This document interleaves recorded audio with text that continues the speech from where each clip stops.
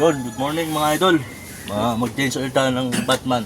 Yan, palitan mo yung unit natin. Yan. Shoutout na si boss. Hi ka. Yo, shoutout kay boss na customer natin, pati sa rubber bushing. Maraming salamat. Lagi.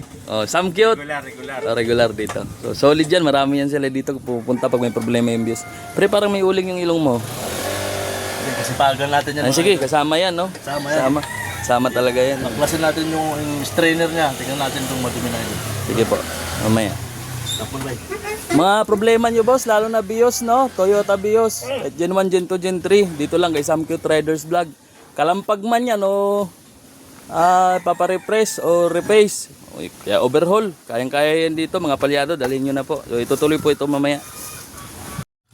Ayan mga idol yan. Pinodre-drain na natin yung langis. Tatanggalin natin tong oil pan niya. Titingnan natin yung strainer niya kung malinis pa mga idol. Ayan, tanggalin natin yung mga gis na yan. Tapos yung filter, yan yung oil filter niya.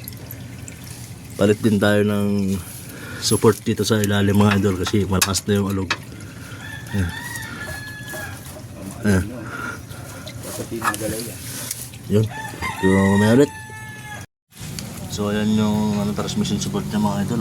Wala pang punit. Ayan. Ayan no. Crack mayroong crack. Tinglalim. Tinglalim.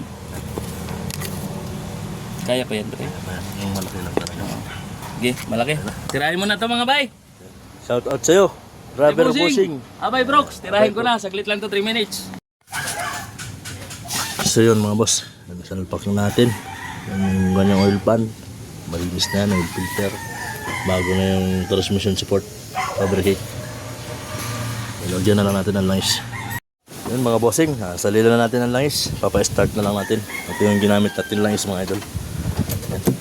Pa-start na natin bossing. Yung boss, start boss. Good. Yan na mga idol. Start na siya.